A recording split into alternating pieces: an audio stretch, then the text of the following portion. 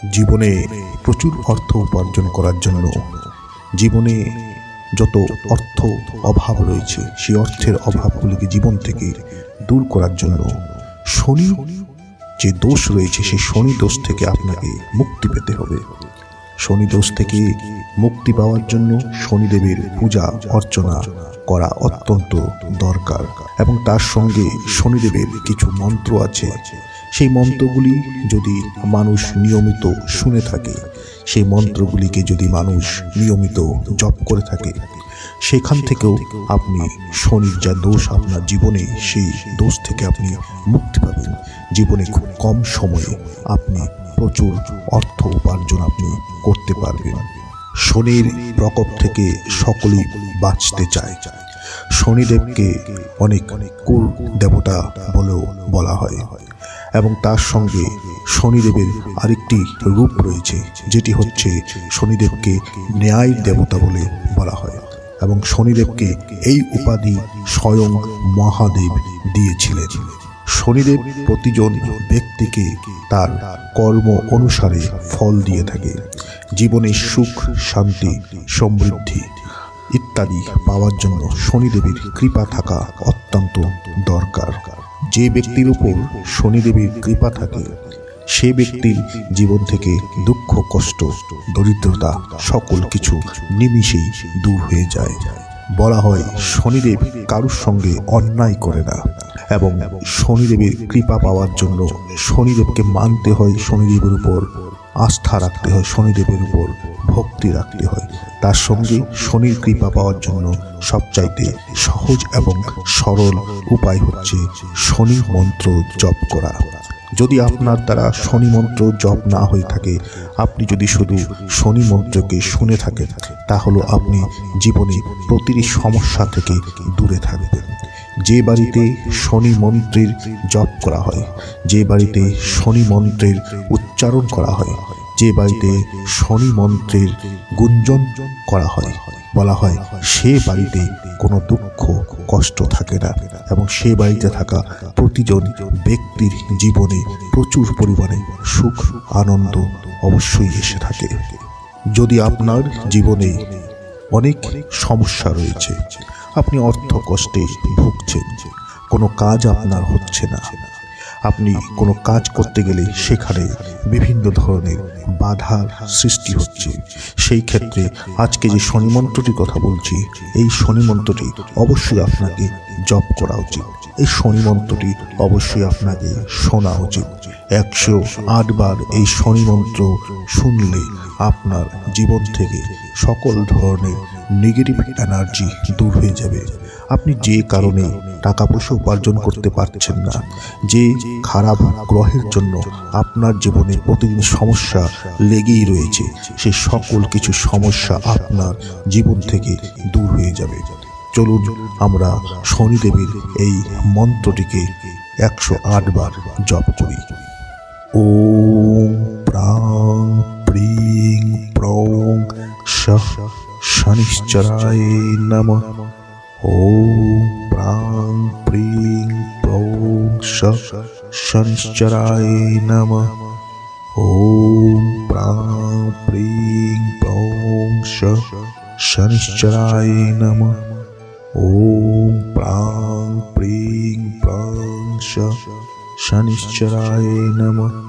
ওম প্রাং প্রিং prong শঃ শনিশ্চরায় নমঃ। ওম প্রাং প্রিং prong শঃ শনিশ্চরায় নমঃ। ওম প্রাং প্রিং prong শঃ শনিশ্চরায় নমঃ। ওম প্রাং প্রিং প্রং শঃ শনিশ্চরায় নমঃ। ওম প্রাং প্রিং প্রং শঃ শনিশ্চরায় নমঃ। ওম প্রাং প্রিং প্রং শঃ শনিশ্চরায় নমঃ। ওম প্রাং প্রিং প্রং শঃ শনিশ্চরায় নমঃ। ওম প্রাং প্রিং প্রং শঃ শনিশ্চরায় নমঃ। ওম প্রাং প্রিং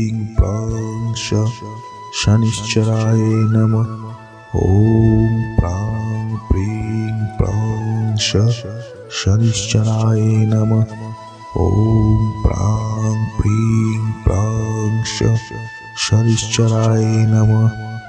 ॐ प्रां प्रीं प्रौं शनिश्चराय नमः। ॐ प्रां प्रीं प्रौं शनिश्चराय नमः। ॐ प्रां प्रीं प्रौं शनिश्चराय नमः। ॐ प्रां प्रीं प्रौं शनिश्चराय नमः। ॐ प्रां प्रीं प्रौं शनिश्चराय नमः। ॐ प्रां प्रीं प्रौं शनिश्चराय नमः। ॐ प्रां प्रीं प्रौं शनिश्चराय नमः। ॐ प्रां प्रीं प्रौं शनिश्चराय नमः। ॐ प्रां प्रीं प्रौं शनिश्चराय नमः। ॐ प्रां प्रीं प्रौं शनिश्चराय नमः। ॐ प्रां प्रीं प्रौं शनिश्चराय नमः। ॐ प्रां प्रीं प्रौं शनिश्चराय नमः।